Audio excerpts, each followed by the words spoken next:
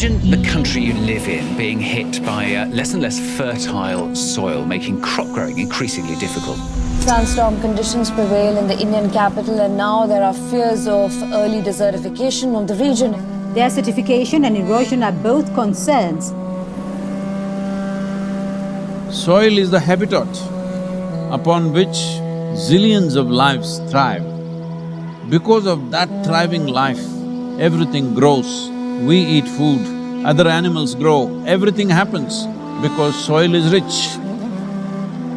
Once there is no richness in soil, then you have forsaken the planet in many ways. We talk of carbon, we talk of emissions, we talk of pollution at various levels. Before all that, we need to address the most important concern, because there is a misunderstanding in the world. There is a campaign to project civic issues as environmental issues. Right now, if plastic bags are floating around in New York City, this is not an ecological issue, this is a civic issue. If our rivers are polluted, this can be fixed.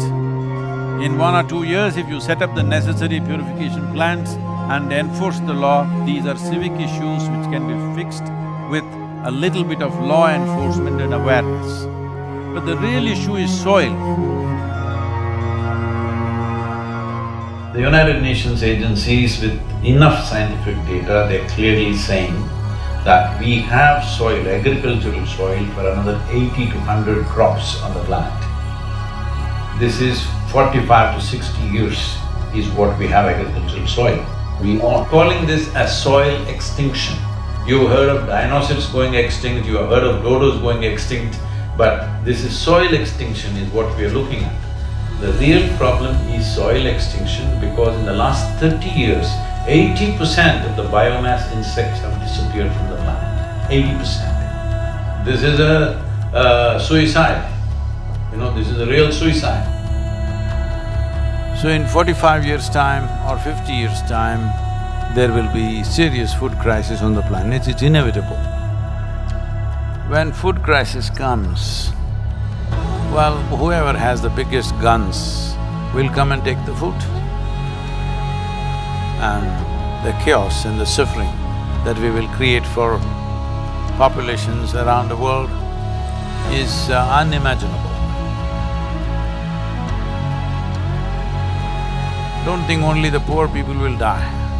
They will kill the rich and rich will die. So this is not to paint a dark picture. This is a reality which has happened many times in our history, and once again it is being predicted by top scientists in the world. So what are we going to do?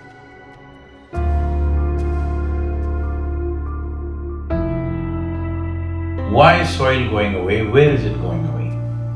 See, what is sand becomes soil if you add organic content to it. What is soil becomes sand if you take away all the organic content from it. If you go into a rainforest, the organic content in the soil will be over 70%. In normal agricultural soil, the minimum organic content that has to be there to call soil soil is 3 to 6%. 3% is the most minimum. But today, for example, in India, 62% of India's soil, the organic content is 0.5% or below that. So literally we are on the verge of desertification. This is across the world, this is not in one country. In United States, the way the land has been used in terms of herbicides, weedicides, pesticides, well, we need to understand nearly 82 to 86% of biodiversity is within the first 12 inches of topsoil. When we plow with machines like tractors plow to a depth of 9 to 12 inches and leave it open, this means we are destroying the biodiversity completely. What biodiversity means is, it's the humus in the soil. The word human comes from the word humus. That means this is actually living soil.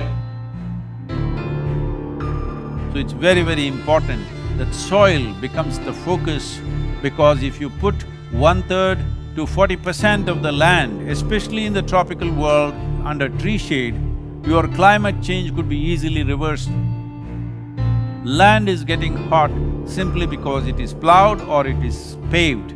Land has to go under vegetation, whatever kind, natural grasses, bushes, trees, whatever, because all these are serving the ecological activity. And we must also understand soil is a very significant carbon sink. And soil is the largest water soak on the planet. And soil is the basis of all life. This 36 to 39 inches of topsoil on average around the planet is the basis of 87% of life on this planet. To keep the biodiversity alive is the most important thing that we need to do right now. Unless we start now, this will not happen. As a part of this, we are unfolding a movement called Conscious Planet to bring maximum number of people. Right now, it looks like climate change, ecology, all these are playground for the rich and elite. No, this must change. Individual human beings should become conscious about the danger that we are facing.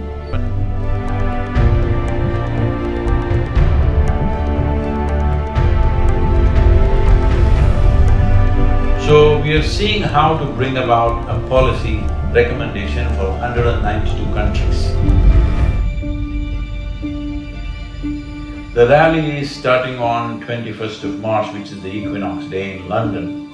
And from London, it's a single lone motorcycle riding through 24 countries, 30,000 kilometers, reaching the Cauvery basin where we are on ground working in a river basin which is 83,000 square kilometers, and 5.2 million farmers work here. The very body that we carry is soil. Without soil being rich and well, this body and every other life cannot be well. So in terms of ecology, in terms of climate change, the most important thing is that we need to have a conscious approach as to how we manage our soil, how we rejuvenate our soil, how we revitalize our soil. This conscious approach and creating a conscious planet is what is most important. Without involving large mass of people, this will not become a reality because we are democratic nations. Unless people say this is what they want, that is not going to happen. So let's create a conscious planet. Let us make it happen.